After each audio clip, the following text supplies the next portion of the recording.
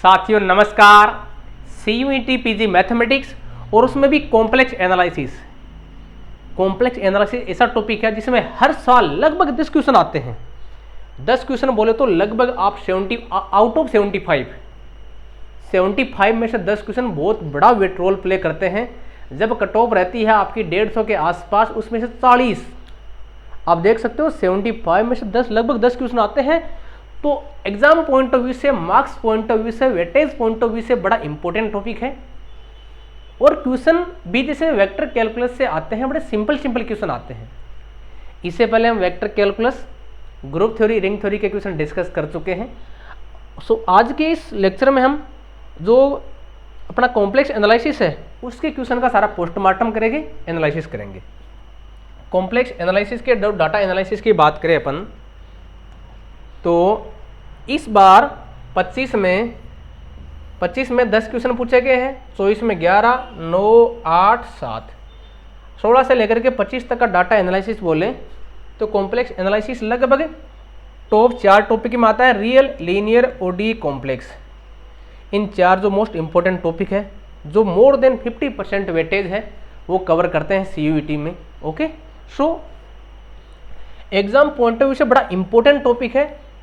अगर इसके आप प्रीवियस ईयर क्वेश्चन भी लगा के जाते हो, केवल के प्रीवियस ईयर क्वेश्चन, उनका 360 डिग्री पोस्टमार्टम, तो भी आपको लगभग 10 में से 4 क्वेश्चन इजीली करेक्ट हो सकते हैं, अगर केवल जो प्रीवियस ईयर क्वेश्चन देख के जाओ तो ही। ये हमारे पुराने विद्यार्थी हैं। अगर आप तैयारी कर रहे हो CUET PG की, तो हमारे मोबाइल एप्लीकेशन में जाकर के जो टेस्ट सीरीज है, कोर्स वगैरह है CUET का, वो ज्वाइन कर सकते हो। और CUET का जो हमारा टेलीग्राम ग्रुप है CUET PG मैथमेटिक्स, ज्वाइन कर सकते हो। इसमें सारी कुछ अपडेट आती रहती है। हम बिना किसी देर के सीधे फर्स्ट क्वेश्चन पे आते हैं। कॉम्प्लेक्स इंटीग्रेशन है, one of most important topic है। मैं हर बार बताता हूँ, कॉम्प्लेक्स इंटीग्रेशन है, कॉम्प्लेक्स इंटीग्रेशन है,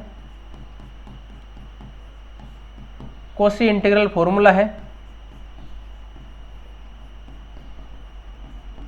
कॉची इंटीग्रल फॉर्मूला है। काफ़ी सारे टॉपिक है जो बहुत ज़्यादा इंपॉर्टेंट है और बड़े इजी क्वेश्चन आते हैं। कोई heavy question, lengthy question, hard question नहीं है। 1-2 हो चाहे अलग बात है। ऐसा क्वेश्चन कई बार पूछा गया है। चलो क्या बोल रहा है, इधर अपने को इंटीग्रेशन गिवन है, इधर इंटीग्रेशन की वैल्यू गिवन है। अब देखो सबसे इजी देख लो, अपन क्या करेंगे, बीच में से 1 या 2 इंटीग्रेशन निकालेंगे, उसके बेसिस पे ऑप्शन डिस्कार्ड करेंगे। पहले सबसे इजी अपने को ये लग रहा है। ओके, चलो इस पे आ जाओ। क्या है, e⁻²z z - 1 z - 2 z - 1 z - 2। Okay, ये है mod z = 3। अब देखो z = 1 और 3 दोनों इसके अंदर है। z = 1 z = 2, ये दोनों इसके अंदर है। तो इसका इंटीग्रेशन क्या हो जाएगा, 2πi residue at 1 residue of f of z at z = 1 plus residue of f of z at z = 2। अब रेजिड्यू कैसे निकालते हैं ये मत पूछिएगा, वो तो थोड़ा आधे घंटा का काम है लगभग सिखाने वाला, क्लास में बताता हूँ। तो 1 पे रेजिड्यू क्या आएगा, e⁻² प्लस z = 2 पे रेजिड्यू क्या आएगा, e⁴/1। तो ये क्या आ जाएगा, 2πi e⁴ - e2। ये किस में है, ये आ जाएगा अपना इसमें। ओके, तो C को थर्ड से C में 2 आएगा, C में 2 यहाँ भी आ रहा है, C में 2 यहाँ भी आ रहा है। इन दोनों, ये दोनों हट गए। अब देखो C में 2 है, D में 4 है, अपने को D चेक करना ही नहीं है, यहाँ भी D नहीं चेक करना है। ओके, अब अपन किसकी बात करेंगे, अपन A और B की बात करेंगे। या तो A निकाल लो या B निकाल लो। A में देखो ये बोल रहा है 1 होगा, ये बोल रहा है 3 होगा, B में 3 हो रहा है, B में ये 1 होगा। एग्जाम पॉइंट ऑफ व्यू से जो A और B में से दो आपको इजी लगे वो निकाल लो। मेरे को इजी लग रहा है A और B में से फर्स्ट वाला लग रहा है। फर्स्ट वाला क्या होगा, फर्स्ट वाला का सीधा होगा 2πi ये होना चाहिए, फर्स्ट में 3 आना चाहिए। ओके, ये डायरेक्ट है। ये तो फर्स्ट वाला तो क्या है, डायरेक्ट है। इसको मेरे ज़्यादा देखने की जरूरत नहीं पड़नी चाहिए। ऑल्दो मैं सोल्व कराऊंगा, लेकिन फर्स्ट वाला इतनी बार पूछा गया है, इतनी बार हम बेसिक, पहला क्वेश्चन ये होता है कॉम्प्लेक्स इंटीग्रेशन का, जो पहला क्वेश्चन है वो यही होता है।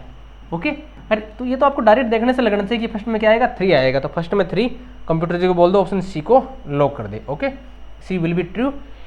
प्रैक्टिस के लिए आप डी भी निकाल सकते हो, और प्रैक्टिस के लिए बाकी सारे हैं ये निकाल सकते हो। एक दो मैं क्वेश्चन निकाल के भी बताऊंगा और अपनी प्रैक्टिस पॉइंट ऑफ व्यू से। ओके, चलो अब देखो,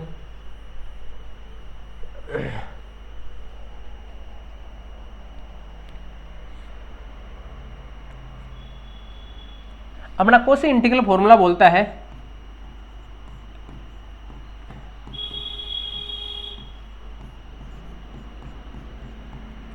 कोसी इंटीग्रल फॉर्मूला है, बड़े काम की चीज है, बहुत सारे क्वेश्चन हो जाएंगे इसमें से। ये क्या बोल रहा है, जेड नॉट इनसाइड किसके हैं, सी, एफ जेड एनालिटिक है inside and on C, F Z क्या है इस सी के अंदर और सी के बाउंड्री पे क्या है एनालिटिक है। ठीक है, कोई इश्यू नहीं है, एनालिटिक अच्छी बात है। और साथ में क्या है, साथ में जो ये जेड नॉट है ये पॉइंट इसके अंदर है, तो कोसी इंटीग्रल फॉर्मूला ये बोलता है। ओके, एक तो या तो इसमें कोसी इंटीग्रल फॉर्मूला डायरेक्ट लगा लो अपने। ओके, डायरेक्ट न लगाओ, लेकिन ये क्या बाउंड्री पर है, ये पॉइंट जो ए है वो क्या सी की बाउंड्री पे है। ओके, अंदर नहीं है, कोई दिक्कत नहीं, अपने इसको जनरल तरीके से सोल्व करते हैं। Z minus A equal to क्या है, आर है, मैं लिख सकता हूँ Z minus A equal to R E की power iota theta, theta greater than equal to 0 less than equal to 2 pi. तो ये किस में कन्वर्ट हो जाएगा, 1 अपॉन आर ई की power iota theta. D Z equal to क्या होगा, आर ई की power iota theta into iota D theta. Okay, तो आर ई की power iota theta iota D theta. Okay, ये कैंसिल हो गया, क्या आ गया, iota D theta, theta from 0 to 2 pi, theta from 0 to 2 pi, this will be 2 pi iota. तो first में सी हो जाएगा, जब फर्स्ट में सी आ गया ओके और सी में सेकंड आ गया तो मेरे ख्याल से दोनों लग गए, फर्स्ट में 3 है और सी में सेकंड है, तो क्वेश्चन तो हो गया अपना। ओके, तो ये सारे क्वेश्चन कराए हुए हैं, कोई बड़ी बात नहीं है, फिर भी आपके नॉलेज पॉइंट ऑफ व्यू से मैं थोड़ा प्रैक्टिस पॉइंट ऑफ व्यू से इसको सोल्व कराया है मैंने। ओके, चलो इसमें कोई दिक्कत नहीं आई। अब देखो पूरे को साफ कर देंगे, चलो तो सी तो हो जाएगा अपना, और फर्स्ट में ये आएगा और इसमें आएगा ये आएगा। ठीक है, अब एक ये और डिस्कस कराता हूँ, ये आपके लिए होमवर्क छोड़ देता हूँ। ये वाला देखो, ये वाला अच्छा क्वेश्चन है, इसमें देखो टी कहाँ से कहाँ है, टी 0 से पाई के बीच में है। नॉर्मली हम टी लेते हैं 0 से 2 पाई के बीच में, इसलिए कई बार बोलता हूँ क्वेश्चन को ध्यान से पढ़ेंगे तो गलती नहीं होगी, क्वेश्चन अच्छे से पढ़ोगे तो गलती भी नहीं होगी, और गलती नहीं होगी तो आपके एग्जाम में मार्क्स भी अच्छे आएंगे, गलतियाँ भी नहीं होगी, मार्क्स कटेंगे भी नहीं, नेगेटिव मार्किंग भी नहीं करेंगी, और आपका सिलेक्शन होने के चांस भी ज़्यादा बढ़ेंगे। ओके, चलो इसको लो एक बार। जेड इक्वल टू क्या है, 2 ई की power iota T, iota T.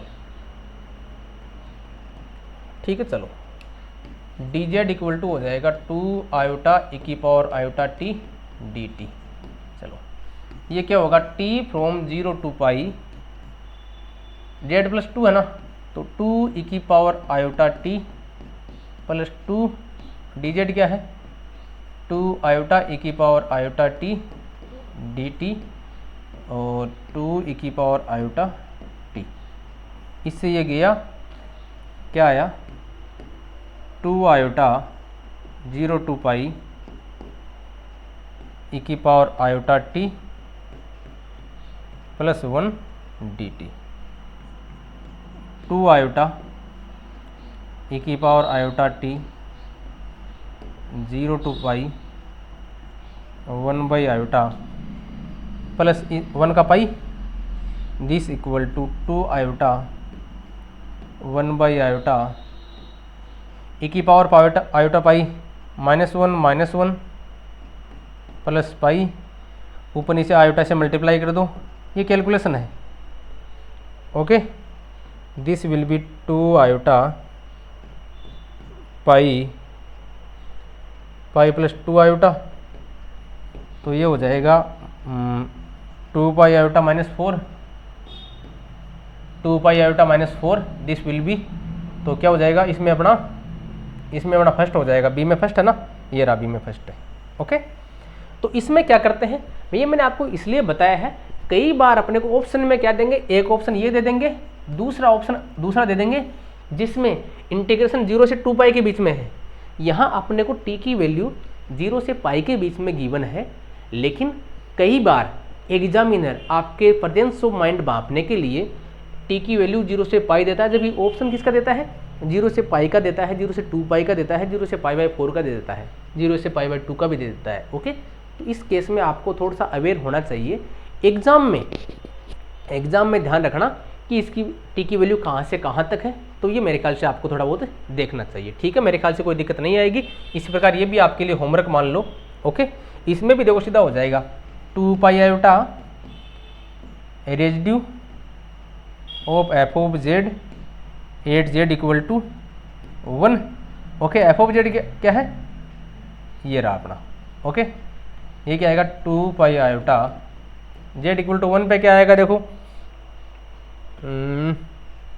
1/2, तो पाई आयोटा आ जाएगा, पाई आयोटा, तो डी में तो 4 है 8 पाई आयोटा। ओके, तो कॉम्प्लेक्स इंटीग्रेशन है, उसमें कंटूर इंटीग्रेशन है, ये एक इम्पोर्टेंट टॉपिक है, उस पर लगभग 3 क्वेश्चन हर बार आते हैं, और थोड़े इजी 3 से 4 क्वेश्चन जो कोसी इंटीग्रल फॉर्मूला पे या रेजिड्यू थ्योरम पे बेस्ड है।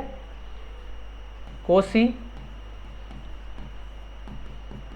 Integral formula, Kosi residue theorem देखना, मैं बता रहा हूँ एक बार ध्यान से देखना।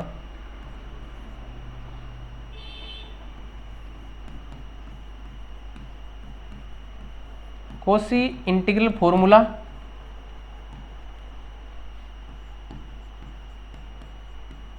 कोसी इंटीग्रल थ्योरम या कोसी थ्योरम बोल सकते हो, कोसी गुरसा थ्योरम भी बोलते हैं, कि एफ एनालिटिक है इनसाइड एंड ऑन सी, तो F of dash D Z क्या होगा, 0 हो जाएगा। ओके, थर्ड है आपको रेजिड्यू पर बेस्ड है, जो इंटीग्रेशन है वो रेजिड्यू से निकालने वाला है। इस पर बेस्ट क्वेश्चन 4 क्वेश्चन मिल जाएंगे, 10 क्वेश्चन लगभग हर बार पूछे जाते हैं, सिंपल क्वेश्चन है। इस टाइप का होगा, 1 या 2 ऑप्शन का वैल्यू निकालोगे, 1 या 2 की वैल्यू निकालोगे तो सारा क्वेश्चन लगा दोगे। एग्जाम में पूरा निकालने की जरूरत नहीं है, एग्जाम में पूरा निकालोगे तो लंका लग जाएगी। ओके, चलो इसमें सी हो जाएगा, कंप्यूटर जी को बोल दिया लॉक करना है। चलो अब देखो, बड़ा लॉलीपॉप क्वेश्चन है, डायरेक्ट स्टेटमेंट, जैसे अपने ग्रुप थ्योरी में आते हैं वैसे रिजल्ट बेस्ड सीधा क्वेश्चन है, कोई दिक्कत मेरे ख्याल से नहीं आनी चाहिए। देखो, limit point of 0 of analytic function is an isolated, देखो एक होता है limit point of 0,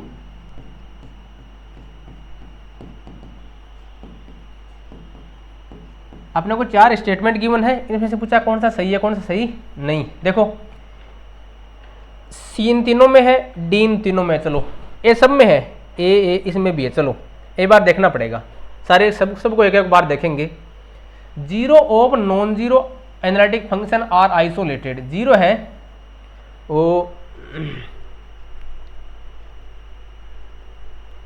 0 of non zero analytic function, 0 क्या होते हैं, आइसोलेटेड होते हैं, बिल्कुल किसी भी फंक्शन के 0 है वो क्या होते हैं, आइसोलेटेड होते हैं। ठीक है, लिमिट पॉइंट ऑफ 0 की बात नहीं कर रही है, एक मिनट में 2 चीजें लिखा देता हूं। Limit point of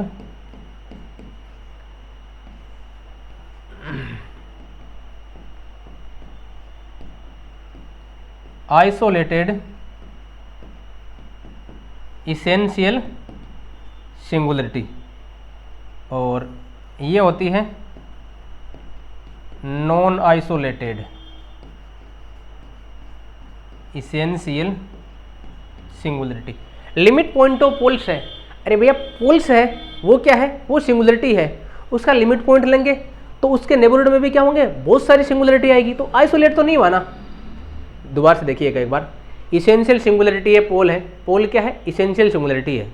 limit point of poles, मान लो ये क्या है, लिमिट पॉइंट ऑफ पोल्स है, तो उसके नेबरहुड में काफ़ी सारे पोल्स मिल जाएंगे। इसका मतलब आइसोलेट तो नहीं है माना। आइसोलेट का मतलब क्या होता है कि कोई पॉइंट आइसोलेट है, उसके आसपास में उस टाइप का कोई जीव नहीं है। अगर सिंगुलरिटी की बात है, आइसोलेटेड सिंगुलरिटी कब होती है कि किसी सिंगुलरिटी के आसपास कोई भी सिंगुलरिटी ना हो। ओके, तो limit of point of poles की बात करेंगे तो उसके आसपास तो बहुत सारी सिंगुलरिटी होगी, तो वो क्या होगी, वो आइसोलेट नहीं हो सकती, तो होगी नॉन आइसोलेटेड इसेंशियल सिंगुलरिटी।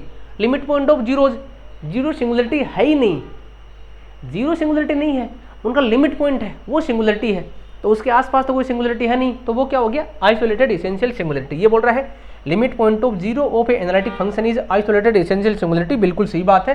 तो डी क्या है, डी ट्रू है। इसमें डी नहीं है, इसको भगा दिया।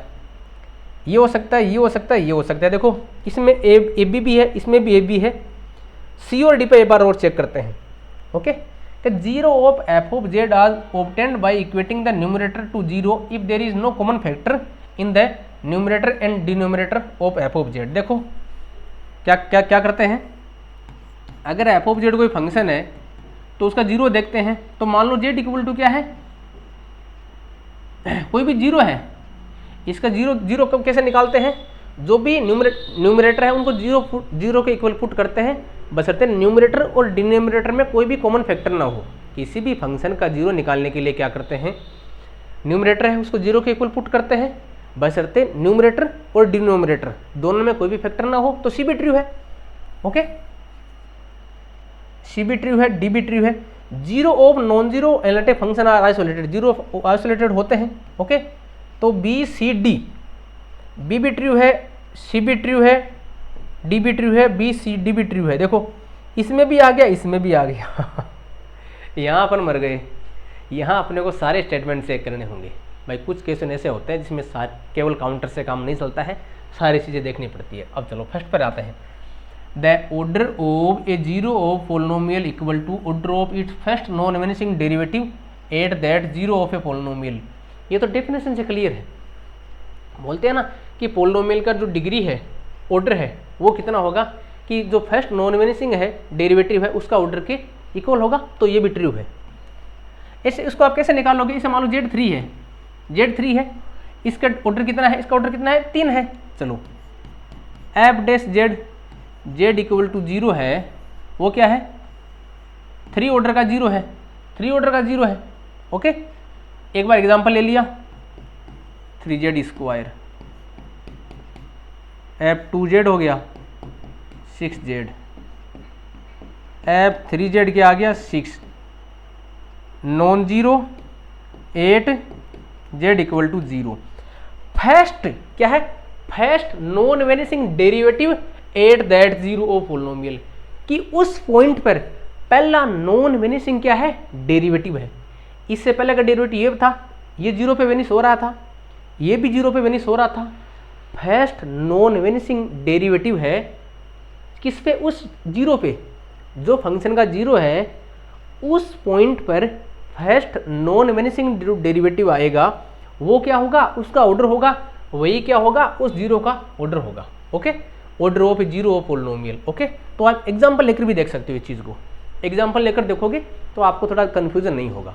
ओके, तो ये नॉर्मली अपन क्या करते हैं, जो अपने फंडामेंटल थ्योरम ऑफ अलजेब्रा है कि every polynomial of nth degree has at most n complex roots. Okay, at most n roots, चारों स्टेटमेंट ट्रू है इसमें, तो option A B C D इसमें चारों ट्रू होंगे।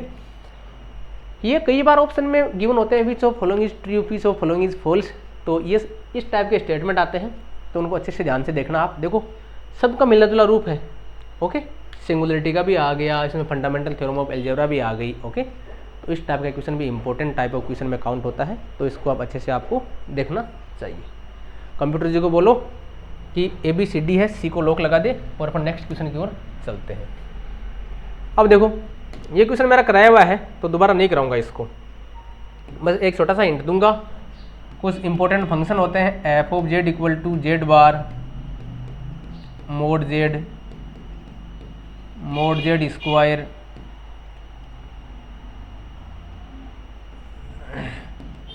साइन जेड का मोड,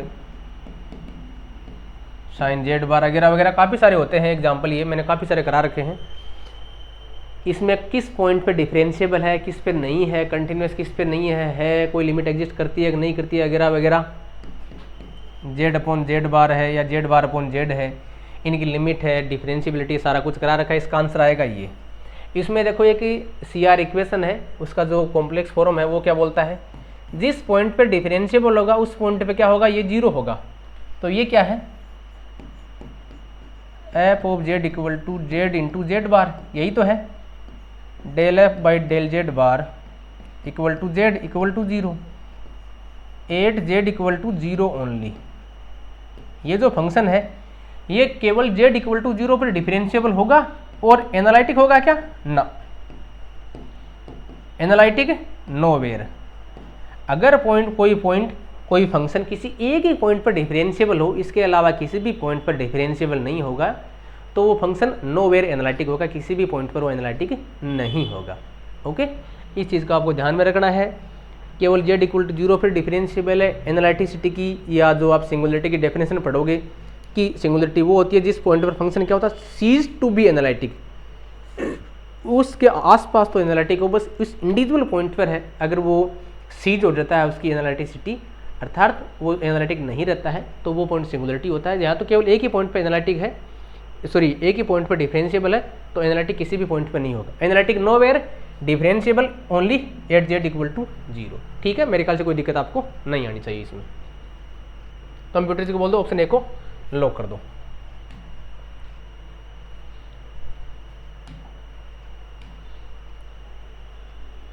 ये भी देखो कंटूर इंटीग्रेशन का है। ओके, अभी हमने वो आपको एक बताया था theorem, general Cauchy integral formula, F N Z naught equal to factorial N by 2 pi iota C F of Z upon Z minus Z naught की पावर एन डी जेड। यहाँ एफ ऑफ जेड क्या है अपने इस question में, ए की power 2 Z, Z naught क्या है, Z naught Z equal to zero है। इसको ऐसा लिख सकते हैं ना, जेड माइनस जीरो की पावर 4। जेड नोट होता है वो इस कंटूर सी के अंदर होता है, जेड नोट क्या होता है, सी के अंदर होता है।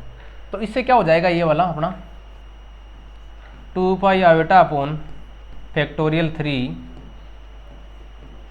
एफ, ये देखो ये 3+1 है ना, इसको क्या लिख सकते हैं, तो एन की value 3, F 3 of Z note zero, ये क्या हो जाएगा 2 पाई आयोटा बटा 6, 3 बार डेरिवेटिव करेंगे किसका, इसका, तो 8 e की पावर 2 इंटू जीरो, तो 8 into 2 into pi iota upon 6, that will be 8/3 pi iota. हो सकता है मेरी कैलकुलेशन में मिस्टेक आ जाए, अगर कैलकुलेशन मेरी सही है तो इसका आंसर ये होगा। कोशी इंटीग्रल फॉर्मूला, देखो कितने क्वेश्चन आ गए कोशी इंटीग्रल फॉर्मूला पे, डायरेक्ट क्वेश्चन आता है। तो अगर हमारी क्लासेस लेते हो तो उसमें आपको पता लगता है कि भैया यहाँ से क्वेश्चन आएगा। क्लास लेने का बेनिफिट ये मिलता है कि आपको क्लास लेते समय या थ्योरी तैयार करते समय ये पता लग जाएगा ऐसा क्वेश्चन आता है, और वैसा ही क्वेश्चन जब एग्जाम में दिखता है तो अपनी आंखों में तो चमक बढ़ जाती है ऑटोमेटिक, और अपने को लगता है कॉन्फिडेंस ऑटोमेटिक हाई होता है कि भैया अपन ने पढ़ा है वही आया है, तो उससे एग्जाम में कॉन्फिडेंस बूस्ट होता है और डेफिनेटली आपके स्कोर करने में आपको हेल्प मिलती है। कंप्यूटर जी को बोल दो ऑप्शन डी को लॉक कर दो, और कंप्यूटर जी हमें नेक्स्ट क्वेश्चन पे ले चलो। चलो, बड़ा प्यारा क्वेश्चन है, देखो ड्राउना टाइप से, समझ में नहीं आ रहा क्या करें।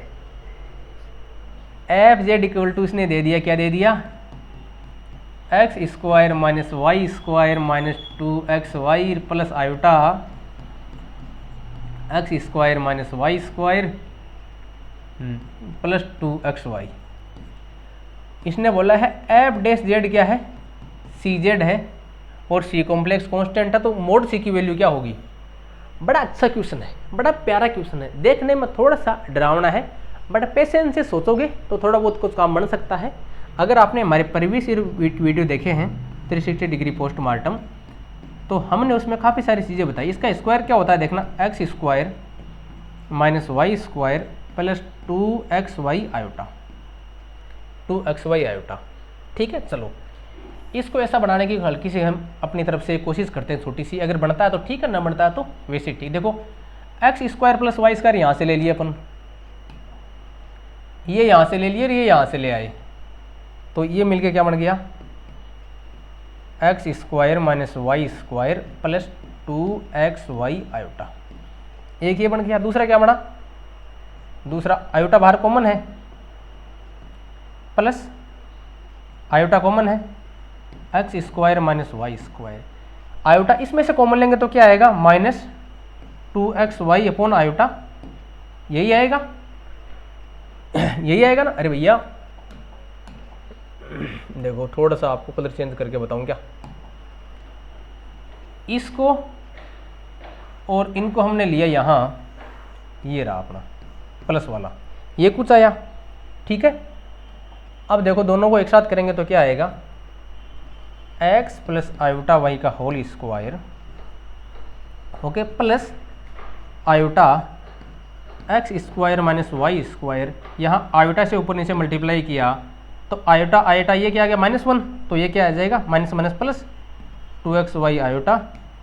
तो ये क्या बन गया x प्लस आयोटा वाई का whole square plus iota x plus iota Y का होल स्क्वायर, अर्थात z square plus iota z square, अर्थात 1 प्लस आयोटा z स्क्वायर। ये क्या आ गया, ये अपना f ऑफ z है। अगर ये ऐसा लॉलीपॉप देता तो आप और हम कोई भी कर सकते थे, लेकिन इसने ऐसा नहीं किया। इसने क्या किया है, इसने थोड़ा दिमाग का यूज किया है और क्या किया भैया, इनको थोड़ा बहुत कॉमन सेंस पता होना चाहिए, इनको थोड़ा बहुत पता होना चाहिए इनका स्क्वायर क्या होता है, इनको थोड़ा तोड़ना मरोड़ना थोड़े बहुत आना चाहिए। दैट्स वाई इसने इस फॉर्मेट में अपने को पेश किया है, ठीक है। चलो अब देखो ये हो गया, अपने को एफ डैश पूछा है तो एफ डैश जेड क्या होगा 2 1 plus iota Z, okay, is equal to C Z, where C क्या है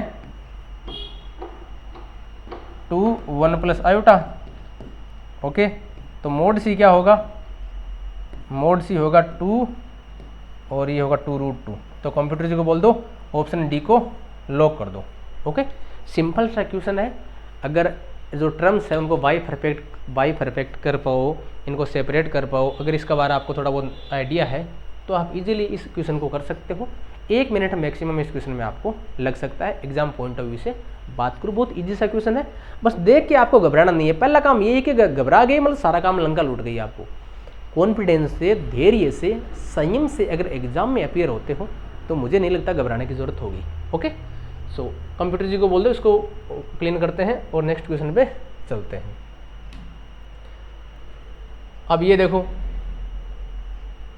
वही है कोशी इंटीग्रल फॉर्मूला पे सीधा, Z naught is outside the close curve, ध्यान रखना यहां क्या है आउटसाइड। कोशी इंटीग्रल फॉर्मूला अपन पढ़ते हैं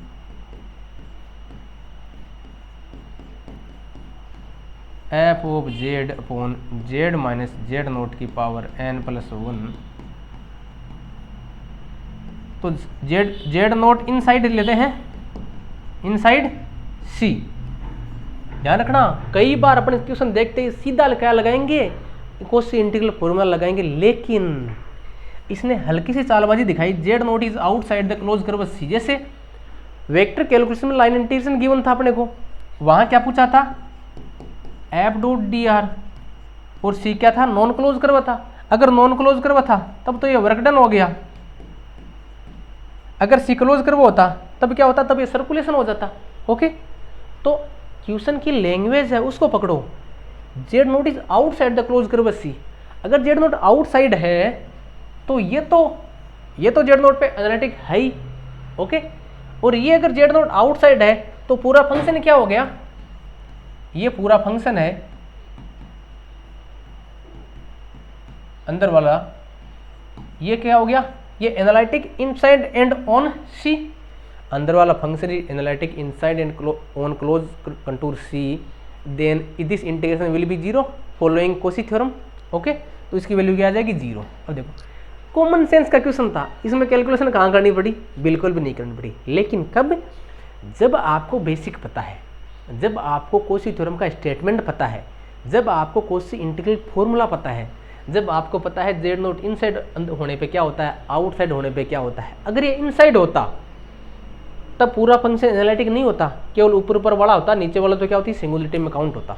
तब हम कोशी इंटीग्रल फॉर्मूले का यूज करते। ओके, कोशी इंटीग्रल फॉर्मूला है, कोशी थ्योरम, इनका स्टेटमेंट है, क्वेश्चन की भाषा है। क्वेश्चन ध्यान से पढ़ो, पहला काम आपका यही है। अगर क्वेश्चन अच्छे से ऑब्जर्व कर लिए तो कोई दिक्कत आगे नहीं आती है। ओके, कॉमन सेंस का क्वेश्चन था, चुटकी बोलते ना कि मिनटों का क्वेश्चन सेकंडों में कर दिया अपन ने। ओके, चलो अब देखो ये 5 सा दे रखा है, इजी क्वेश्चन है, कॉम्प्लेक्स इंटीग्रेशन का अपना क्वेश्चन है।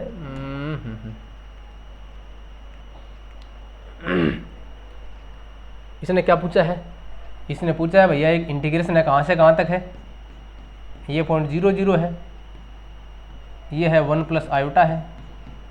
ओके, ये अपना पाथ है कौन सा, y equal to X square, कहाँ से, इस पॉइंट से लेकर के इस पॉइंट तक क्या करना है अपने को, इस इंटीग्रेशन की वैल्यू निकालनी है। ओके, चलो z इक्वल टू क्या है, x प्लस आयोटा y, गलत तो नहीं है, और y इक्वल टू क्या है, एक्स स्क्वायर, तो x plus iota X square. dz क्या हो गया, dz will be dx plus 2 iota x dx, तो मैं लिख लूँ सीधा 1 प्लस 2 आयोटा x dx। इधर आ जाओ, क्या आ जाएगा देखो, dz क्या हो गया, 1 plus 2 iota x dx, x square का एक्स स्क्वायर, y का आयोटा एक्स स्क्वायर, x की लिमिट 0 से 1, x कहाँ से है 0 to 1। ओके, कॉम्प्लेक्स इंटीग्रेशन है। ओके, तो कोई दिक्कत नहीं, इसी बात के लॉन्ग चल रहे हैं अपन। चलो,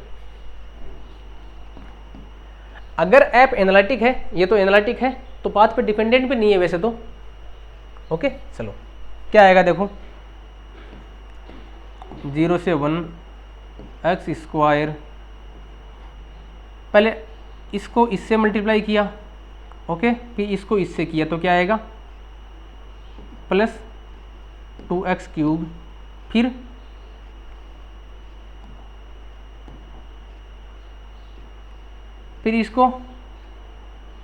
इसको इससे किया और इसको इससे किया तो क्या आएगा, प्लस आयोटा कॉमन आ गया, 2x cube minus x square. Okay, और dx का अपना dx, this will be 0 to 1, sorry integration कर दो अब तो, x cube by 3 plus 2x की पावर 4/4 प्लस आयोटा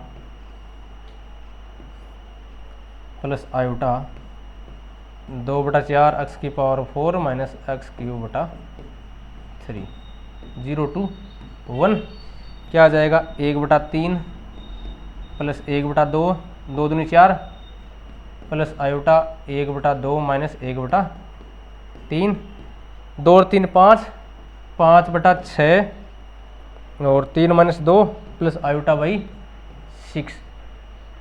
देखो मेरे कैलकुलेशन में गड़बड़ हो जाए अलग बात है, अगर कैलकुलेशन सही है तो answer will be 2, computer ji को बोल दीजिए ऑप्शन 2 को लॉक कर दीजिए। ओके, ऑप्शन 2 को लॉक कर दीजिए, मेरे ख्याल से कोई दिक्कत नहीं आनी चाहिए।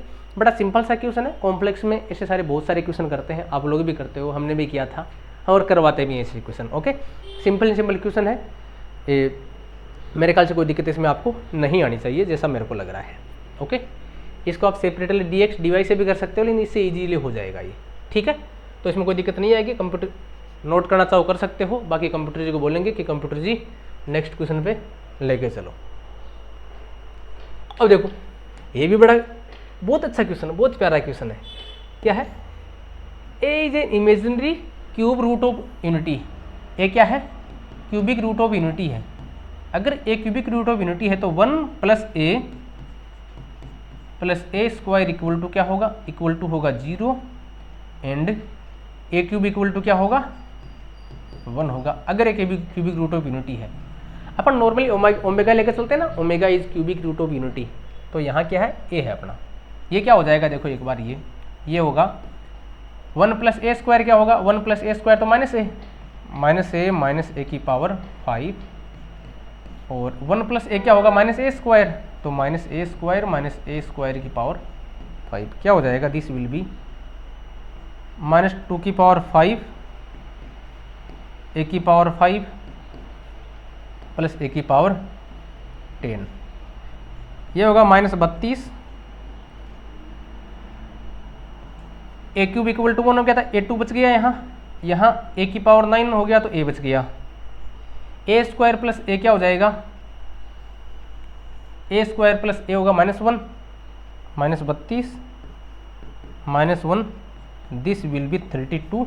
तो option will be option C. Computer ji को बोल दीजिए ऑप्शन सी को लॉक कर दीजिए। अब देखो कितना मिनट लगा इस क्वेश्चन में, मैक्सिमम 1 मिनट।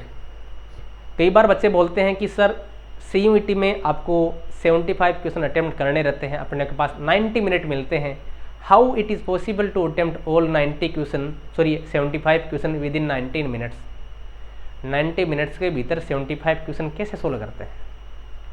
अगर बेसिक कंसेप्ट क्लियर है, क्वेश्चन लगाने का वे, क्वेश्चन लगाना एक कला है, इस कला को अपने को सीखना पड़ता है। अगर आपको क्वेश्चन लगाना आता है आप मेरे को सिखा सकते हो, मेरे को आता है मैं आपसे सीख सकता हूँ, आप मेरे से सीख सकते हो। तो मेरे को आता है तो आपको मेरे से सीखना चाहिए कि क्वेश्चन कैसे लगाते हैं और मिनिमम समय में मैक्सिमम एक्यूरेसी के साथ में स्पीड से क्वेश्चन कैसे लगाते हैं, उसका यही तरीका है। कंप्यूटर जी को बोलो ऑप्शन सी को लॉक करो और अपन आगे बढ़ते हैं। ये देखो मिलने थॉमसन मेथड पे है, अपने को एक रियल पार्ट दे रखा है किसी एनालिटिक फंक्शन का, क्रॉसपोंडिंग एनालिटिक फंक्शन है, उसका हार्मोनिक फंक्शन जो रियल पार्ट है दे रखा है और अपने को फंक्शन के बारे में पूछा है। अपने को यूं गिवन है एफ ऑफ जेड पूछा है, एफ ऑफ जेड इनमें से क्या होगा। देखो दो तरीका होता है, अगर यूं गिवन होता है और वी पूछते हैं तब तो क्या होता है, D V equal to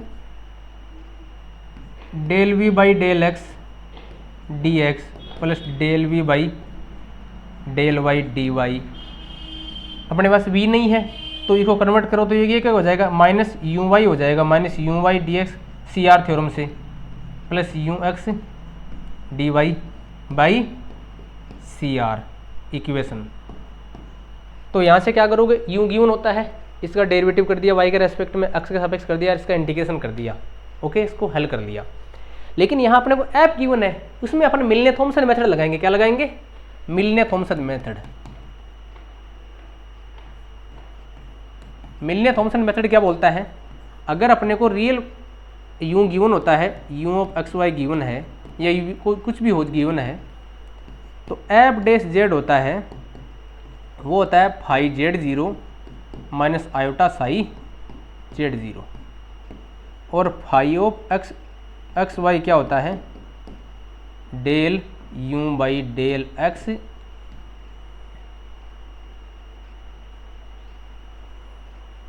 okay, और साई ऑफ एक्स वाई क्या होता है, del U by del Y, okay.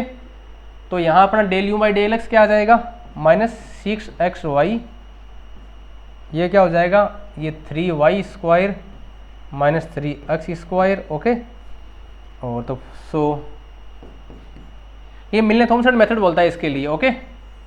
और यहाँ ये और ये इस टाइप से होते हैं। ये क्या हो जाएगा, फाई ऑफ जेड जीरो बराबर क्या हो जाएगा, 0, साई ऑफ जेड जीरो क्या हो जाएगा, -3z स्क्वायर, -3z स्क्वायर। तो ये क्या आ जाएगा, so F dash of Z equal to क्या हो जाएगा, ये 0 हो गया, minus iota minus 3z square, तो 3z स्क्वायर आयोटा, ये हो गया फाइव डैश ऑफ जेड, तो फाइव जेड एफ जेड क्या हो जाएगा, F Z equal to Z cube iota Z cube plus C, तो iota Z cube plus C इसमें है, ओके। कंप्यूटर जी को बोल दीजिए ऑप्शन डी को लॉक कर दीजिए, सिंपल सा है। अब अपने को यहाँ वी भी गिवन हो सकता है, अगर वी गिवन हो, अगर मान लो वी गिवन हो तो ये क्या हो जाएगा, अगर मान लो वी गिवन हो तो ये यू एक्स, तो ये हो जाएगा वी वी वाई हो जाएगा, और ये क्या हो जाएगा, अगर वी गिवन होता है तो ये हो जाएगा V of X minus V of X हो जाएगा। Okay, del V by del Y ये हो जाएगा del V by del X ओ वी माइनस का। ओके, तो मिलने थॉमसन मेथड है, ये इतना सा याद रखिए। Phi Z zero minus psi Z zero, phi होता है एक्स के सापेक्ष यू का और साई होता है वाई के सापेक्ष। मिलने थॉमसन मेथड तब यूज में लेते हैं जब अपने को रियल और इमेजिनरी पार्ट में से एक चीज़ गिवन होती है और फंक्शन के बारे में पूछता है। कई बार अपने को एफ पूछ लेता है, कई बार एफ डैश जेड पूछ लेता है। अगर एफ डैश जेड पूछता है तो ठीक है, एफ जेड निकालते हैं तो उसका इंटीग्रेशन कर देते हैं, एफ डैश जेड को इंटीग्रेशन कर देंगे तो अपने पास एफ ऑफ जेड मिल जाएगा। अब बताओ कोई दिक्कत है तो? मेरे ख्याल से दिक्कत नहीं होनी चाहिए। चलो कंप्यूटर जी को बोलते हैं, नेक्स्ट क्वेश्चन पर चलते हैं। चलो अब देखो बड़ा प्यारा सा क्वेश्चन है, बच्चों वाला क्वेश्चन है। लोकस ऑफ जेड अपने को बोला है भैया argument of Z minus one upon Z plus one कितना है, ये अपना पाई बाई 3 है। अपने को पता है argument of X plus iota Y क्या होता है, ये होता है tan inverse Y by X होता है। इसका मतलब अपन टेन का यूज करेंगे तो पहले इसको x प्लस आयोटा वाई के रूप में लिखेंगे। इसका लोकस निकालने के लिए क्या करेंगे, आर्ग्यूमेंट ऑफ दिस इक्वल है तो इसको x plus iota Y form में लिखेंगे, फिर इसको ऐसा कुछ करेंगे आगे। ठीक है, चलो देखो टेक्नोलॉजी कैसे काम करती है। Z minus one upon Z plus one, ये क्या होगा x minus one plus iota Y X plus one plus iota Y. Okay, rationalization करो, x minus one minus iota Y X minus plus one minus iota Y, ऊपर से same चीज़ से multiply किया, कोई दिक्कत नहीं आएगी। चलो ये क्या आ जाएगा, नीचे वाला तो हो जाएगा x प्लस वन का whole square minus Y square, ऊपर वाला क्या होगा X square minus one. Okay, X square plus Y square minus one. देखो इसको इससे किया और इसको इससे किया तो रियल पार्ट आ गया, अब इमेजिनरी पार्ट आएगा, क्या आएगा देखना, नीचे वाला तो सेम रहेगा एक्स प्लस वन का whole square minus Y square. Imaginary part क्या आएगा, इसको इससे किया तो क्या आया एक्स वाई प्लस वाई, इसको इससे किया माइनस वाई एक्स प्लस क्या आया X Y plus Y minus Y X minus plus Y, तो इससे ये कैंसिल हो गया तो क्या बन गया this equal to X square plus Y square minus one upon X plus one का whole square minus Y square plus iota two Y. Okay, upon something this upon ये क्या आ गया अपना z minus one upon Z plus one.